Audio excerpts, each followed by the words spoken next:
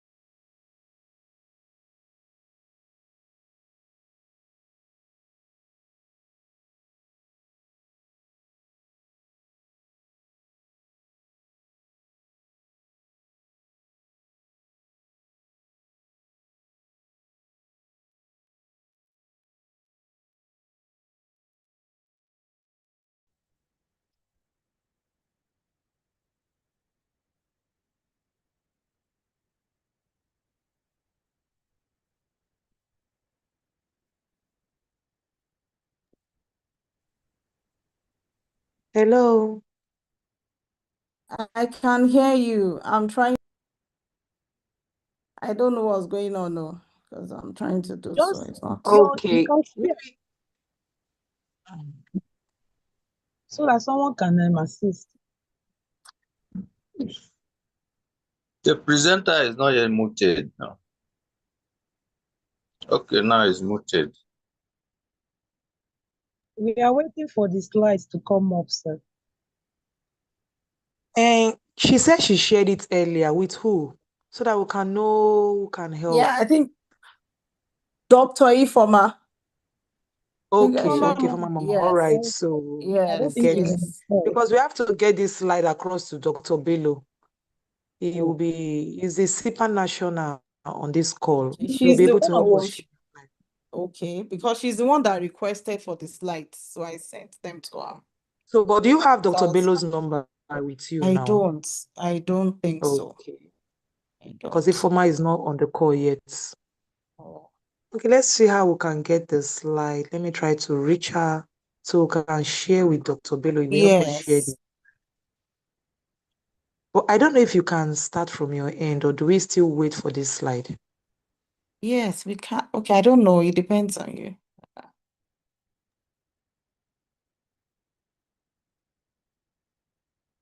Depending when the we get the slide across to Dr. Bello, maybe you could just start anyway.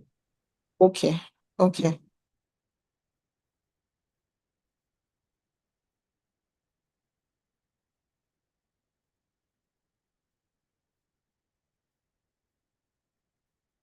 Okay. Yeah. Good evening, everybody. I'm so sorry for the small glitch. So I'm here to talk about polypharmacy in the elderly. Can we all hear me? Hello. We Hello. can Am I hear you. audible? Okay. Okay. Yeah. All right. Yeah. So I'm so sorry for the glitch. I'm sorry. So sorry. So we're here to talk about polypharmacy in the elderly. Management, the risk, the management, and the prescribing strategies we can adopt for our patients. We'll define polypharmacy, definitely. We're going to define polypharmacy. I'll talk about prevalence. Can we hear me, please? Am I audible? Yes, we can hear you. Okay, yes. Yes, we'll talk about the prevalence of polypharmacy, types of polypharmacy, causes, consequences, the management strategies, and barriers to deep prescribing. Then we'll briefly talk about the role of the pharmacist in resolving polypharmacy. As introduction, we all know that population aging is actually accelerating globally and also in Nigeria. And of course, we really don't have up-to-date data on population in Nigeria. What I was able to get was from 2020, the elderly population actually was like 9.37 million.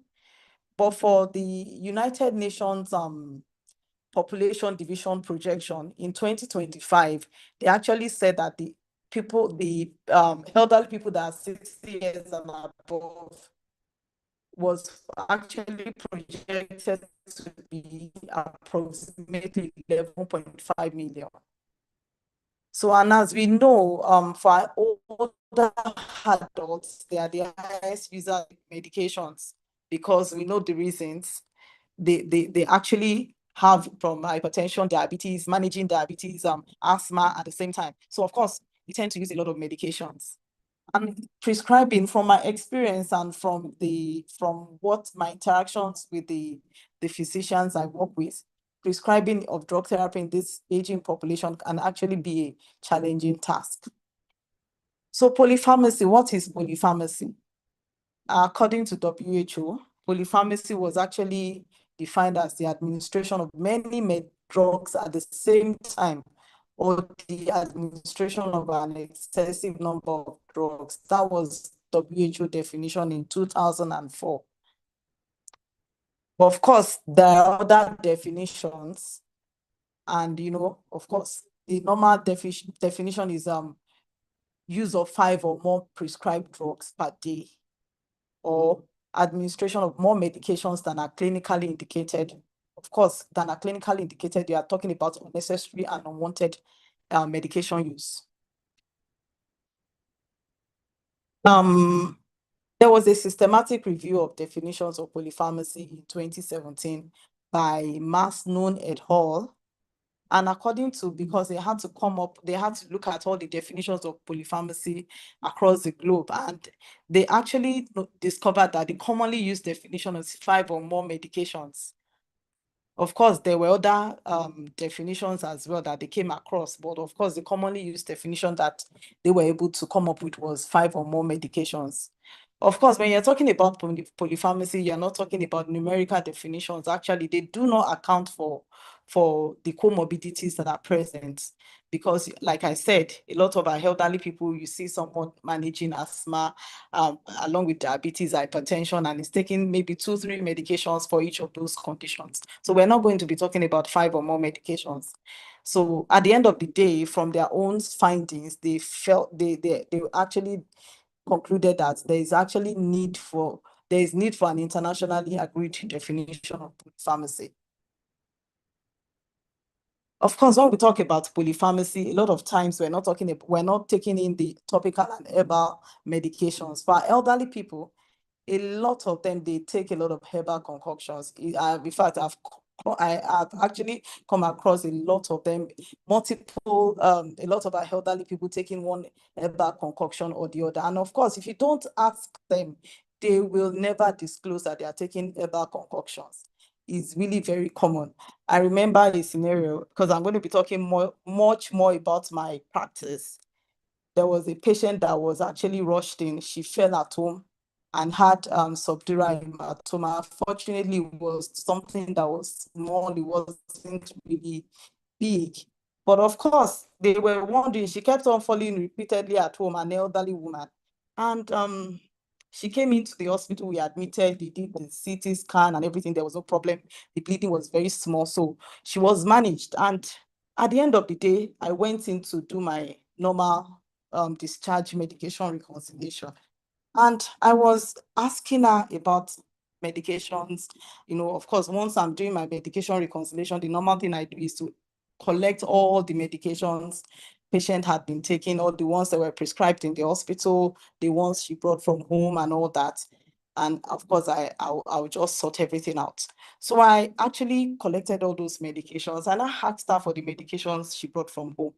She gave me a black nylon bag, and I opened the bag. I saw, in fact, what I saw inside, I was really very surprised. The bag actually contained some bottles, up to 10 bottles, and I looked at each of those bottles. I saw the label was, so I saw all manners of labels.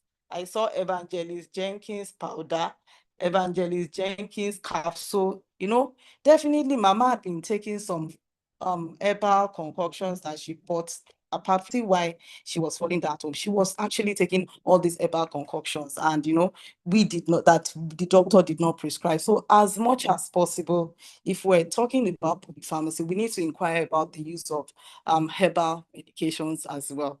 Also, vitamins and minerals. A lot of times we feel that, okay, they are just normal supplements and all that. Of course, you know, some of them, they contain some other things like maybe ginger and all that. And you know, ginger actually has an anti-inflammatory effects, and you know, you're giving the patient some anti-inflammatory medications and all that. So we need to be very, very careful. We need to ask about the use of vitamins, minerals, and all these supplements. We need to include them in our assessment as well. Talking about the prevalence of polypharmacy. Please, am I still on? Hello? Hello? Yes, you are. You are, Okay, yes. okay. So I'm sorry. Okay, yeah. We're Okay. all with you. Okay, sir. Thank you, sir. So talking about the prevalence of polypharmacy is really very common. I have some studies that I've included in my slides. This more particular one was done at my center, and it was discovered that polypharmacy is actually very, very common amongst our patients. And of course, the conclusion was that there is need for healthcare workers to address the attitudinal, social, and health-related factors which could lead to polypharmacy. I actually included some other studies as well. And, you know, of course, it's really very big, where polypharmacy is common amongst our elderly people in this part of the world, in Nigeria. So I'll just keep this next slide. It's actually talking about polypharmacy as well, and the prevalence as well. So types of polypharmacy. Actually, polypharmacy is actually categorized by its clinical appropriateness. It's really very, very important. So we have like two different types. We have therapeutic or appropriate polypharmacy, and we have therapeutic or problematic polypharmacy. Now, for this clinical categorization, we're not talking about the number of medications, but we're talking about the clinical reason for each prescription and the overall benefit to the risk balance patient. For therapeutic polypharmacy, yes. You know, when you have multiple drug regimens, they are carefully monitored by clinicians.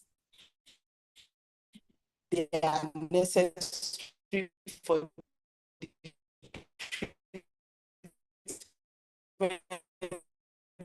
of conditions and for achieving a therapeutic goal. You know, for example, you are talking about an elderly patient with two disease conditions or two disease states. Patient is managing heart failure, she's managing COPD, even more than two sometimes. Patient is also diabetic, of course, definitely you are going to be talking about over 5 medications. So for that, but we're talking about in this scenario, then we classify it as therapeutic polypharmacy. Contra-therapeutic, of course, that involves the use of long-term and high-dose multiple agents. Then they take all these supplements for highs, for bones, to boost their immunity and all that. And this particular patient is also managing diabetes, is managing hypertension. You are talking about more than 5 medications. You are talking about 6, 7, 8, 9 medications. So of course, well, in that situation, we're talking about the contra-therapeutic or even problematic polypharmacy. So those are the two types of polypharmacy. Now, for causes of polypharmacy, causes and contributing factors, of course, we all know that this is actually a cause, like I said earlier, they are managing 2, 3, 4 more chronic diseases. Of course, you expect more pharmacy, fragmented healthcare. You have multiple prescribers. Sometimes, these patients, a lot of times, they do what we call doctor shopping. And apart from that, apart from the fact that they go doctor shopping, they actually they are attending diabetes clinic, they are attending hypertension clinic, they are attending they are seeing a doctor for arthritis and all that. So definitely when you have multiple prescribers like that, it is actually tendency for them to gather medications over time. But apart from that, they do what we call doctor shopping.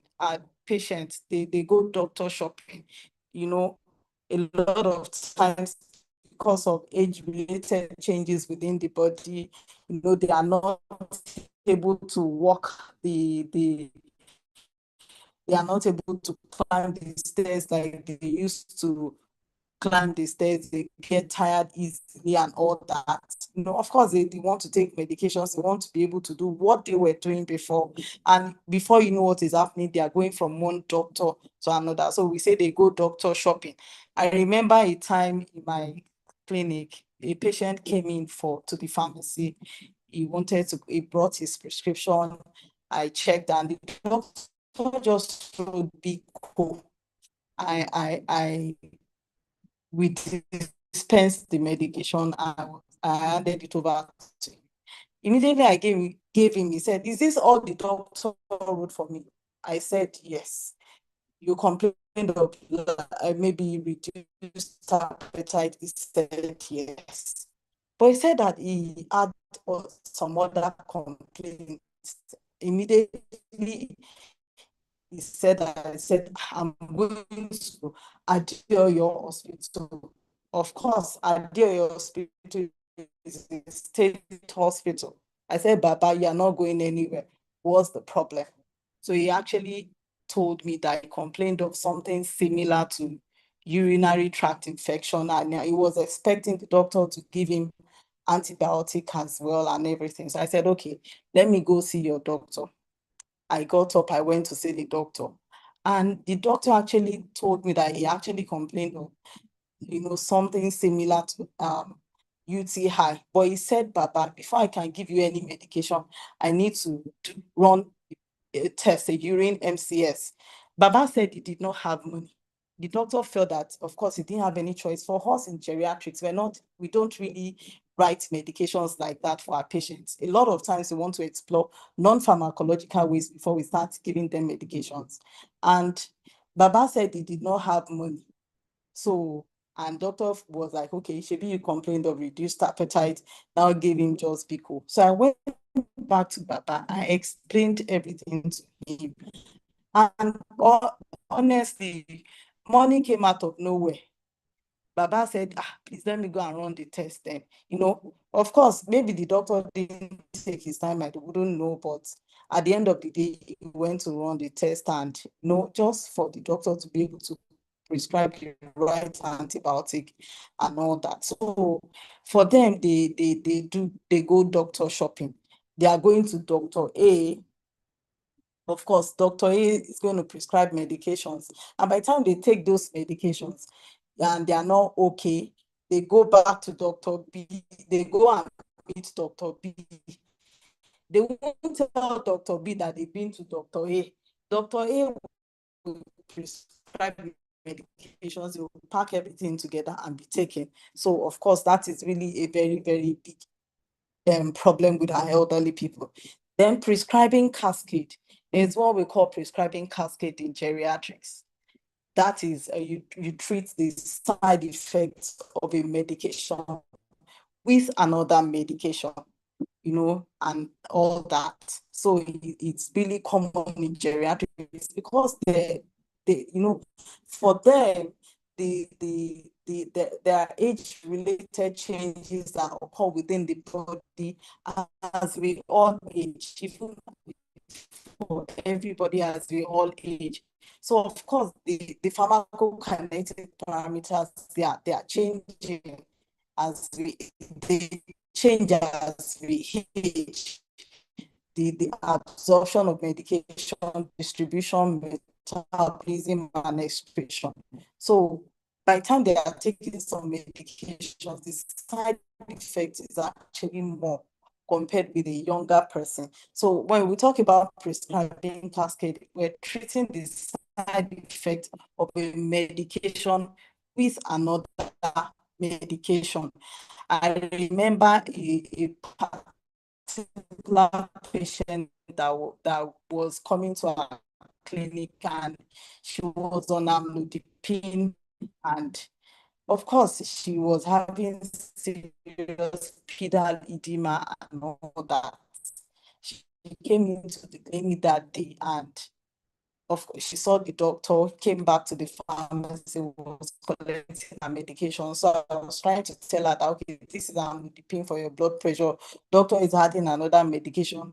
And she actually complained that not as if her BP was not controlled, but it was because of her feet. It was really swollen. So I had to go and meet the doctor that why not change this amlodipine to another medication, and let's see before you start adding another antihypertensive. And also she said that BP was really controlled, and the doctor actually confirmed antihypertensive, and of course the edema resolved. So as much as possible for them, we need to look into that.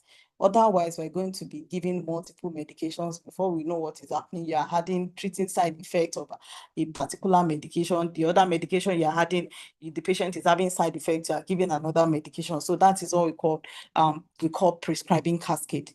Then patient expectations and cultural beliefs. A lot of them, they feel that the more the medications, the better. But as much as possible, we need to discourage that. We need to educate them. Then frequent hospitalizations. Of course, for them, they go to the hospital more than any age group, any other age group.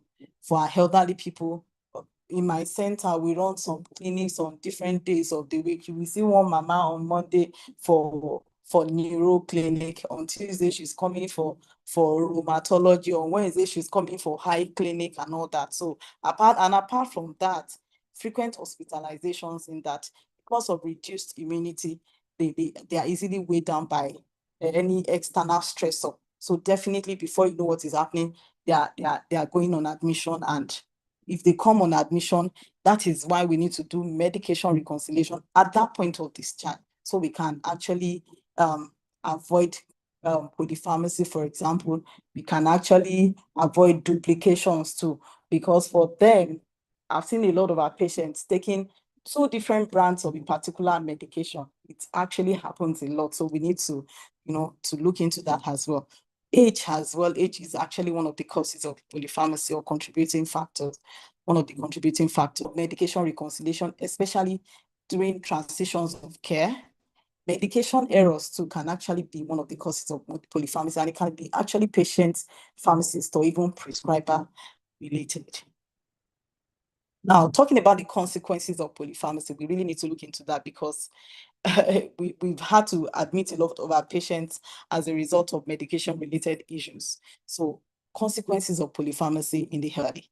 Adverse drug reactions. We all know that a lot of them, they are easily weighed down by the side effects of medications. So before you know what is happening, mama, the way your own body is going to actually process medication as a younger person is different from the way an older person is going to, the body of an older person is going to handle that particular medication, and they are easily weighed down by the side effects of medications. So before you know what is happening, they are coming to the hospital for one complaint or the other. Adverse drug reactions. drug interactions. Of course, when you have too many medications, so the drug interactions that can actually come into the picture. False is actually common after elderly people. In fact, false, I mean, FA double F is actually one of the geriatric giants. We have called geriatric. They can easily fall down. So as much, especially when they take too many medications, cognitive impairment, yes, they tend to get confused. The frailty, one of also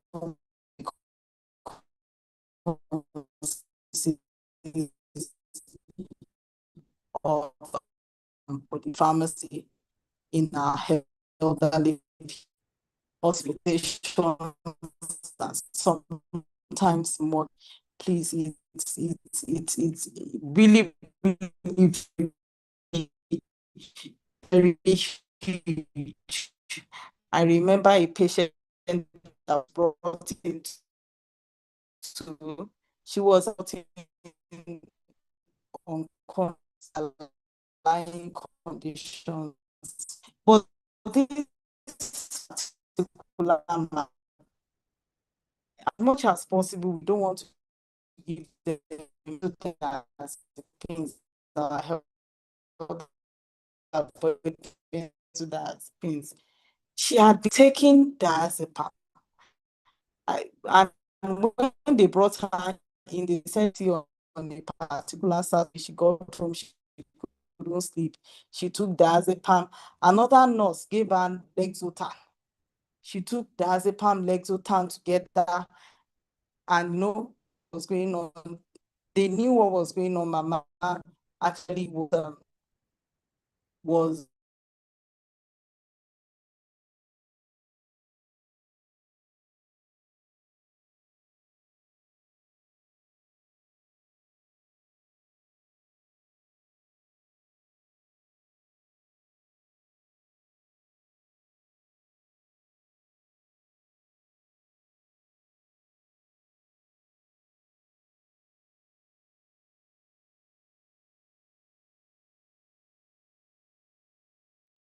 with the pain. So we need to really be very, very intentional with them. And I had to sit her down.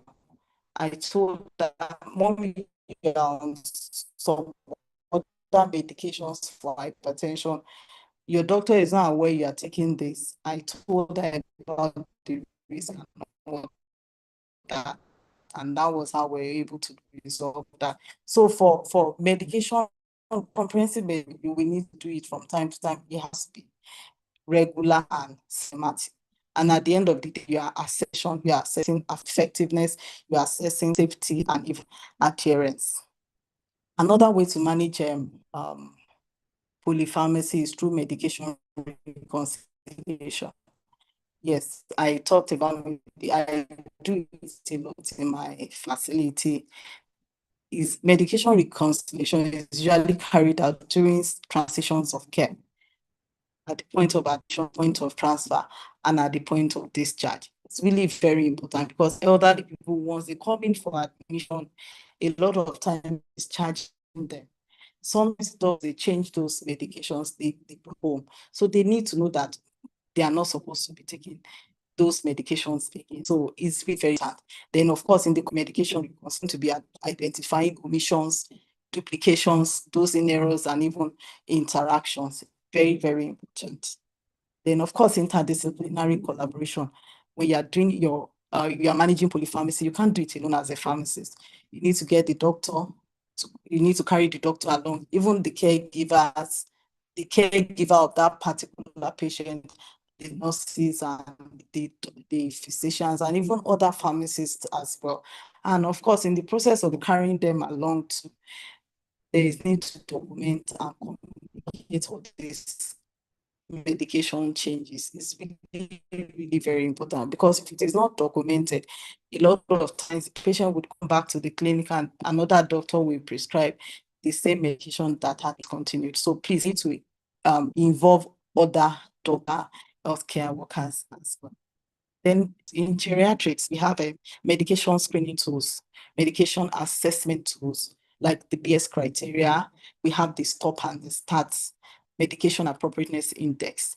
The BS criteria is actually is a foreign tool, but is that we can still apply it to our setting. That's a limitation, but of course there are some drugs on the BS criteria, and it's actually it contains a list of what we call potentially inappropriate medications in our elderly people. So it's usually been updated from time to time, and the last edition came out in 2023. So we can use that to screen our patients. For the stop and the start, the stop is screening tool of older person's prescription, and the start is screening tool we use to assess and that we use to assess the medications our patients are taking. They are like guidelines on the appropriate medication to give them anytime they come to the hospital. And of course, when we're managing polypharmacy, it has to be patient-centered. You need to align therapy with patient goals. Otherwise, you're not going to get the cooperation of the patient. You need to carry the patient along. Yeah, and apart from the patient, even the caregiver as well. Because a lot of times, in fact, the doctors in my facility, what they usually do is collect any medication they are discontinued from a patient. They usually want to collect those medications, because a lot of them, they go back to those medications. They are like, I just bought this new pack of amlodipine, so you are collecting it you want me to stop it at this time. Do you know how much I spent on the medication? So they want to quickly finish it so that they can use their money in good. So as much as possible, we need to engage them and let them know the reason why we're stopping a particular medication and all that. Then, of course, sometimes we need digital support, clinical decision support systems in form of digital tools that are integrated into the electronic medical records to support safer prescription and identify high-risk prescribing. Sometimes we need to, because some of these digital tools can actually help us to flag drug-drug interaction and even potentially inappropriate medications in our older adults. So in such instances, we can now withdraw such medications. Deprescribing is one of the management strategies. So I'm going to be dwelling a bit more on deprescribing. Of course, when we talk about deprescribing, it's actually a planned, you plan it, you supervise it, process of dose reduction, or even stopping medications that may be causing harm or that may no longer be beneficial to the patient, with the goal of improving outcomes. Is really, really very important. Deprescribing is very important. So there are some strategies we usually adopt when we're deprescribing medications. Number one, we need to recognize the need to stop that particular medication once we identify it as being potentially inappropriate. And of course, in the process of recognizing the need to stop, we need to weigh the risk of stopping versus benefits. We don't just want to stop and the patient is coming down with a more serious condition. So we need to weigh the risk. And of course, when we're after recognizing the need to stop, then we need to carry the patient along and consider their own view. Are you sure this drug is beneficial to you? Is it giving you problems and all that? So it's one of the deprescribing strategies, recognizing the need to stop. Of course, in stopping too, we need to prioritize drugs for discontinuation. We don't just withdraw all medications at once. When we are deprescribing, we want to reduce or stop one medicine at a time. Of course, once we stop one at a time, that will allow us to identify issues that may occur. If I'm stopping everything at the same time and there are issues, I wouldn't know which one actually created the problem or something. So we need to actually stop one at a time so you know that if there's any issue after stopping this particular medication, you will know that it is due to that particular medication and all that. So it's the second step in prescribing. Another step is need to taper and monitor withdrawal effects. We don't just stop abruptly. We just want to, for some medications, actually, for some medications, we don't want to stop just like that. Sometimes you need to taper, and because of withdrawal effects, like the PP highs too. A lot of times, when they take PP high, it's actually for our elderly people, we don't recommend for more than 8 weeks. So if you are going to deprescribe, we just stop suddenly. Of course, we know the indication. We need to taper slowly, and before we eventually remove the drug. So as much as possible, we taper and monitor for the patient's response closely before we eventually remove the particular medication. Another deprescribing strategy is we need to assess the risk and the benefits after stopping. Of course, if there's any benefit after stopping, we need to know, or any issue. So we need to review from time to time if there has been any benefit to stopping as an aid to discontinue deprescribing. And if there's re-emergence of initial symptoms, we need to now consider whether to restart. And even if we're going to restart, we need to be sure that the patient, we need to know if the patient can benefit from a lower dose. Actually, in geriatrics, what we do is when we're prescribing for our elderly people, what we do is we start slow and we go slow. Sometimes, you see a particular prescription, you're looking at the dose, you're like, oh, what kind of dose is this? Is lower than the normal dose. Fine. Sometimes we leave it like that. So there's what we call start low and go slow. So once we start at a low dose, now titrate upwards. Even if we don't get to the normal dose and we're seeing the effects that we desire and no issue with side effects and all that, we can stop and let the patient continue with that particular dose.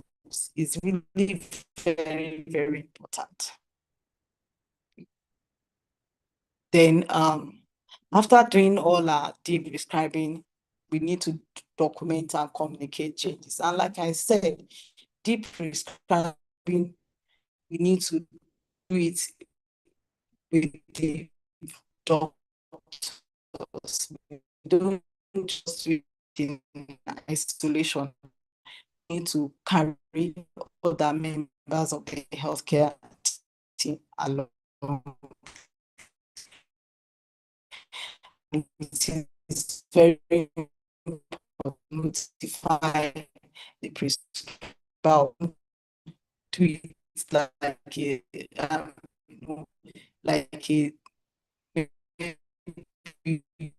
do it together and document and communicate. Then in the process of deprescribing, we need to monitor and follow up, monitor for withdrawal effects, for symptom recurrence, and even outcomes at the end of the day. We need to review those medical, of course.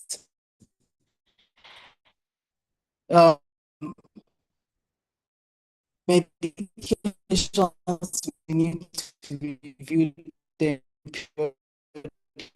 periodically and not only during crisis. I just have this slide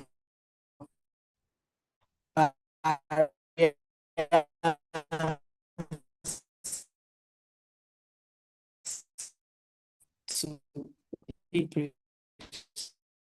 prescribe. It can be patient related,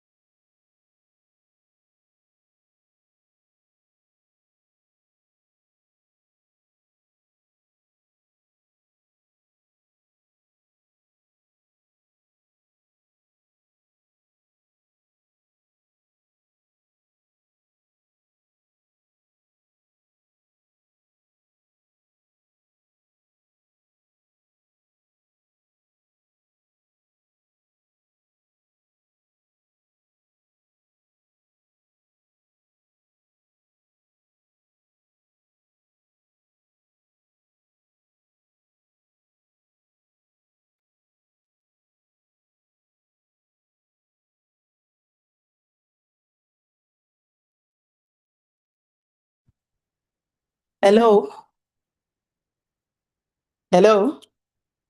Hello, we can hear. Oh, so hear you now. sorry. I think there Use was a network problem there. okay, There was a well you can network go ahead. problem. Hello? Yeah, Okay, go I ahead. can go ahead. Okay. Yeah. So I think I was talking about the role of the pharmacist, right? Yes, ma'am. Hello? Yeah. So I was talking about identifying patients with polypharmacy.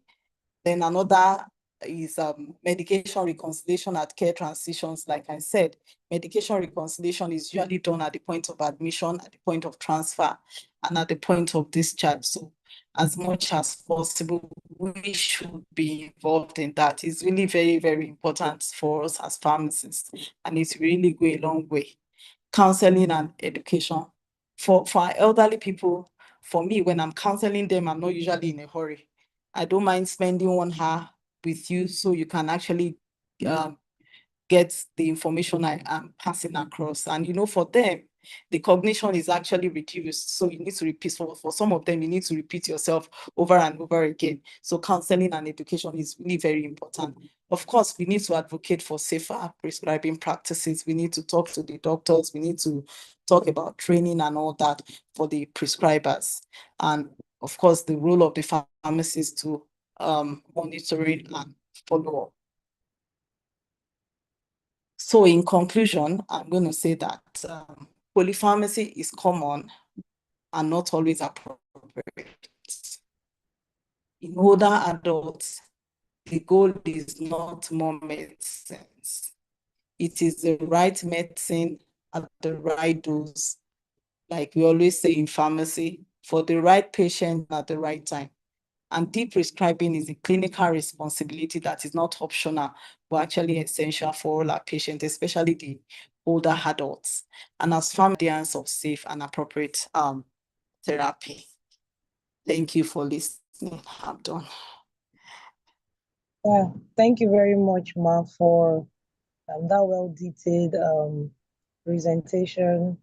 And Dr. Abiodun Oluwakemi Oluwatayo, you've really impacted us tonight to have a better understanding on polypharmacy in the elderly.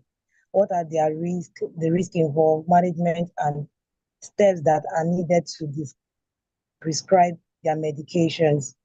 And one thing I think I enjoyed from your presentation tonight is sharing with us real life scenarios, to help us better understand the prevalence of polypharmacy in the elderly, as well as how we can help them better manage, their medications with reconciliations, as well as the various steps that are involved in deep prescribing of this polypharmacy for our elderly patients. Thank you very much, ma'am. And so we now welcome and comments, questions, or contributions, or you can share with us the experience you have in your practice with polypharmacy in the elderly in your own setting. So if you have anything to say, please, you can unmute yourself or you can drop your comments or question in the chat box. It's going to be acknowledged. Thank you.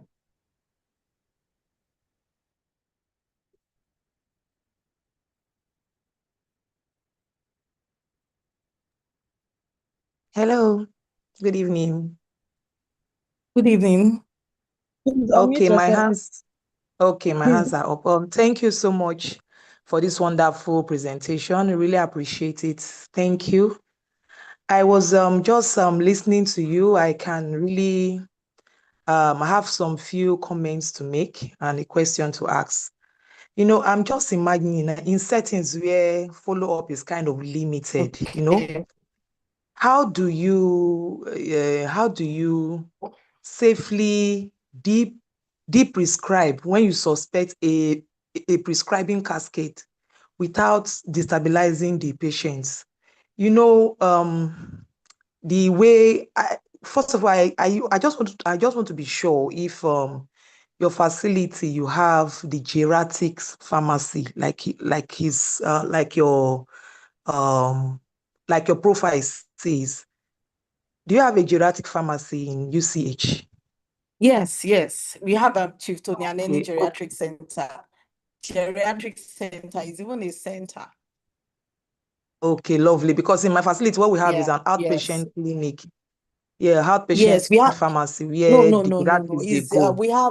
we have Chief Tony and any geriatric center, and it is actually the first geriatric center in Nigeria and Africa and West Africa. Yeah.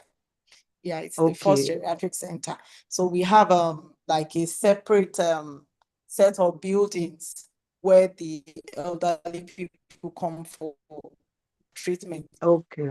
And we have Okay. patients coming in once they are 60 years and above. So we take them into this center. Yes. So we deal only with the elderly patients. Okay, that's a very good one. That's a very good one. So in that kind of situation, I think the setting will also Hello. allow follow-up. Can you hear me? Hello? Hello, can you hear me? Hello. Hello, can I be heard? Yeah. I hear you. We can Yeah. hear you, Dr. Okay, Go ahead. Yes. okay. So I was Yes. just Yes. I can hear you. commending Yes. you. Very Yeah, yes. I said thank I you can hear very you. much. That's a very I good can hear one you. because I was wondering in Yes. settings where follow-up is kind of Yes. limited, but in that kind of your setting, the follow-up will be even be documented. So I just want to find out how you will safely carry out deep Yes. prescribing in order not Yes. to make the Yes. patients to destabilize the patient without destabilizing the patient.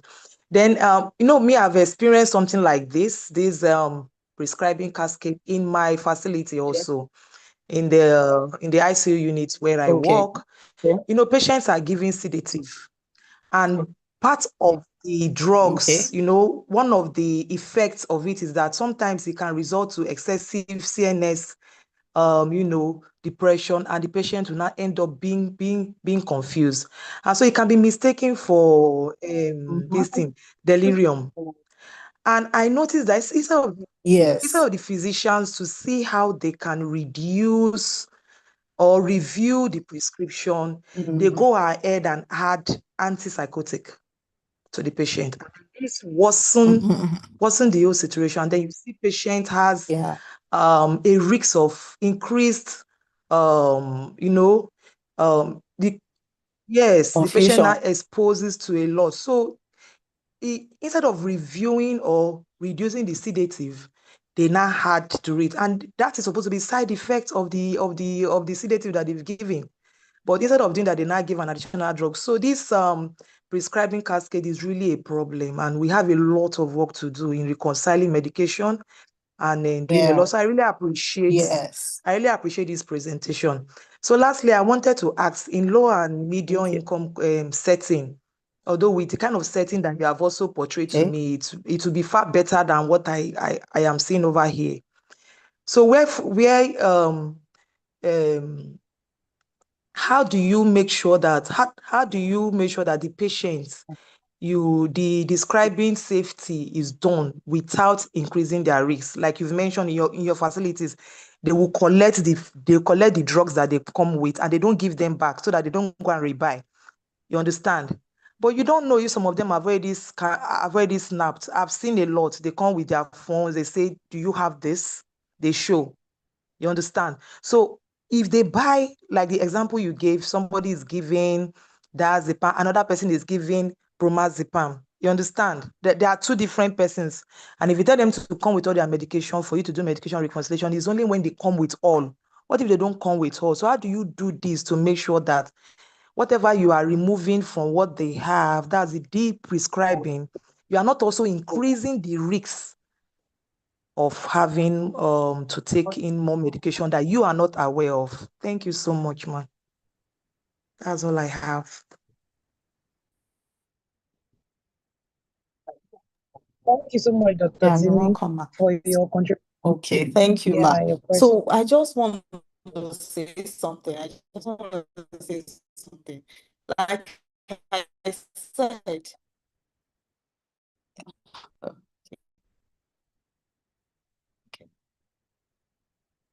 So like I said, for a center, one thing as pharmacists, like I tell people we need to do is to actually parking. It's not easy, but to take a lot from you, but we need to do it because it will get to a stage whereby doctors are coming to you for advice, they are coming for this, for that. So sometimes when I'm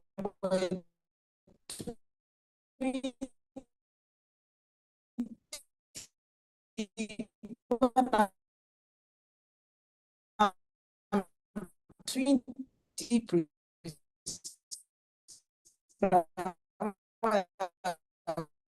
I'm deep prescribing a particular medication, do it because I carry them along because I know that if I just do it on my own, the expense for that patient come back to the clinic and another doctor that same medication. And what we usually do is we educate the patient. It's really very important. And a lot of times when you are deep prescribing also, you are removing a medication that is causing harm, that is not beneficial to that patient. So of course, by the time you explain to the patient that this medication is the cause of this symptom, and is not doing anything, and they usually understand. That's why I said it has to be intentional. Sometimes the patient for like over 1 hour, I'm trying and doing back and forth with the doctors. We understand. So as much as possible, we need to have that conversation with the patient. That's why we need to carry the patient when we're doing all this. So the patient will not get to still buy the same medication. One thing I usually do to ask them about the medications at home. And for a lot of them, they are willing to show you this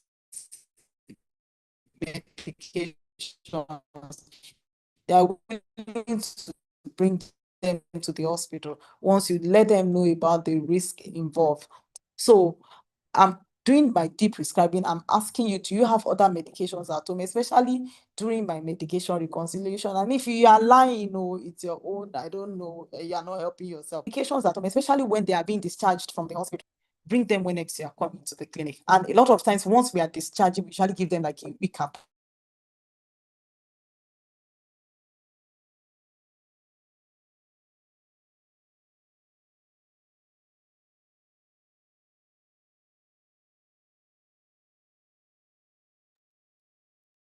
No, we can't hear you anymore. Hello, ma. Oh, network.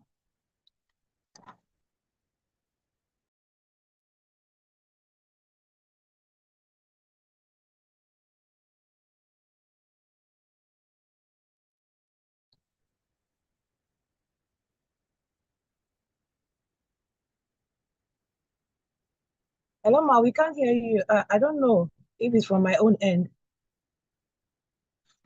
We can't hear. Okay. I think she's almost through with answering of the questions. So I don't think there are any more comments on the chat box or hands raised to ask questions or make contributions. So I think we'll call it a wrap on today's section of our clinical meeting. But before then, please permit me to call on the national chairman in the person of Dr. Maureen Wafo to please say one or two comments or words. Dr. Maureen, ma, please. May we hear you, ma. Good evening, everyone. Good evening, ma. I'm really glad to see our geriatric specialty group hosting tonight's clinical meeting. Wow, that's very, very encouraging. On this note, I want to use the opportunity to ask people who really want to join this specialty to feel free to join them. If you look at the flyer, you can see the desk officer 1 and 2. Their contacts are there. Please contact them to join this very important specialty. On this note, I want to thank everyone who joined us in tonight's meeting. We've learned a lot how to manage geriatric patients, especially the use of medication reconciliation. It's very, very important in managing such patients because they do have so many chronic diseases that require polypharmacy and even orthodox and herbal medication. So it's very important that we always reach out to them, especially those of us in the community. Once in a while, tell them to bring all their medications, look at them, know which ones to remove and which one you now have to inform them to continue. So medication reconciliation is very, very important for such a population. I cited our dear Professor Chinedu Babalo. I don't know whether she's still on this call. Thank you, Prof, for joining us. My dear NEC members, you are wonderful. All of us are here, from Dr. Rita, who is the moderator, to Dr. Timi, Dr. Isa, Dr. Biajuru, Dr. Bello, Dr. Motihat, Dr. Nuruddin. Wow. Thank you so much, my dear NEC members. You are wonderful. I want to appreciate our dear presenter, Dr. Olutayo. Thank you so much for the passion you have in this specialty. And we urge you to help us to build this geriatric specialty group of CPAN. Thank you so much. So everyone, you are wonderful. We've learned a lot. We are going to come back again next week. Next week should be our special edition. And I promise you it will be highly interesting. Please join us next week. Thank you so much and enjoy your night rest. Thank you so much, ma, our National Chairman, Dr. Maureen Wafo, for that wonderful closing remark and vote of thanks. And so without wasting further time, please permit me to call on Pharmacist Salama to Ibrahim to please lead us in a closing prayer. Please, if you are still on the call, can you lead us in a closing prayer? Thank you, sir. Okay, sir. Thank you so much. Well done. It was a very wonderful presentation. Thank you so much. Subhanakallahumma bihamdika ashhadu an la ilaha illa anta astaghfiruka wa atubu ilaik. The Almighty Allah make this presentation benefit us and the entire information given, we should assimilate it and use it well. Thank you. Thank you so much. Good night. Thank you very much, ma'am. I mean, good night, everyone. Thank you for joining us for today's clinical meeting. All right. Lovely Good night. night. Thank you very much. Good night. Good night, everyone.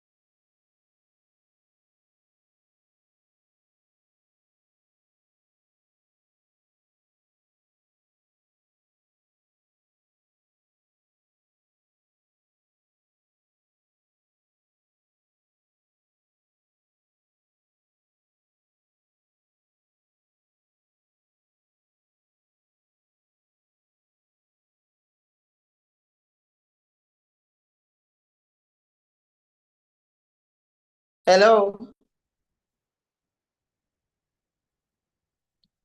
Hello.